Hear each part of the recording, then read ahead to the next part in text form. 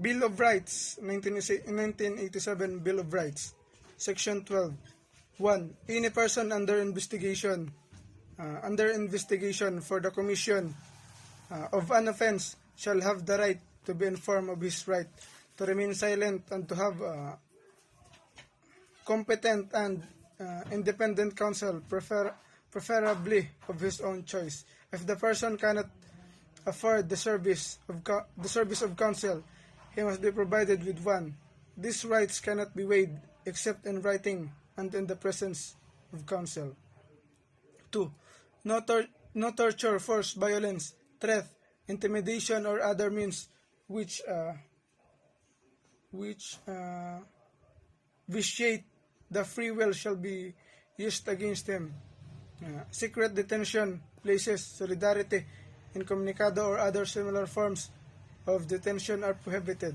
3rd, any confession or admission obtained to violation of this or Section 17 hereof shall be inadmissible in evidence against him. 4th, the law shall provide for penal and civil sanctions for violations of this section, as well as compensations to and rehabilitation of victims of torture or similar practices and their families.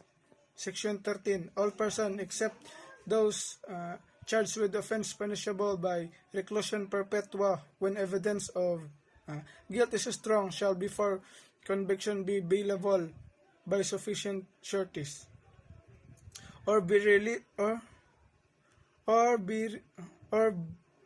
released on recognizance as may be provided by law.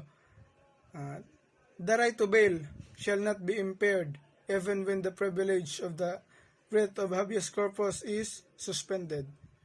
Excessive bail shall not be required. Section 14. First, no person shall be held to answer for a criminal offense without due process of law. Second, in criminal prosecution, the accused shall be presumed innocent until the contrary is proved, and shall enjoy the right to be heard by himself and counsel, to be informed of the nature and cause of the accusation against him, to have a speedy, impartial, and public trial, to meet the witness face to face, and to have a compulsory process to secure the attendance of witness and the production of evidence in his behalf.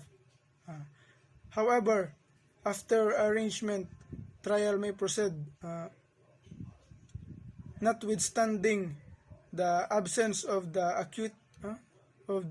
accused, provided that has been duty notified and his failure to appear in unjustifiable. Section 15. The privilege of the writ of habeas corpus shall not be suspended except in cases of invasion or rebellion when the public safety requires it. Section 16.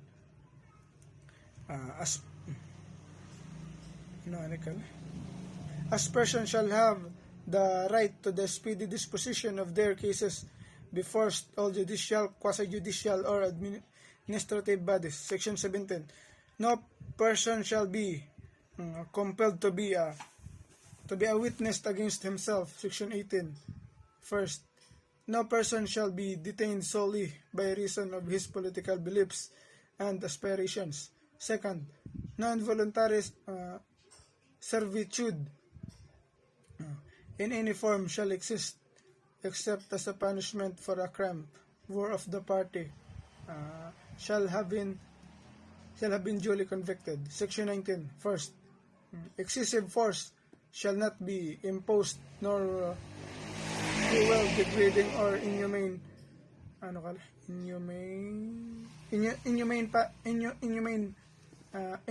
punishment inflicted. Neither shall death penalty be imposed unless for compelling reasons involving heinous crimes the Congress hereafter provides for it. Any death penalty already imposed shall be reduced to reclusion perpetua. Second, The employment of physical, psychological, or degrading punishment against any prisoner or detainee, or the use of substandard or inadequate personal facilities under subhuman condition shall be dealt with by law. Section 20. No person shall be imprisoned for debt or non-payment of a poll tax. Section 21. No person shall be twice put in jeopardy of punishment for the same offense. If an act is punished by a law and an ordinance, conviction or acquittal under either shall constitute a bar to another prosecution for some act. Section 22. No ex post facto law or bill of attainder shall be enacted. Thank you.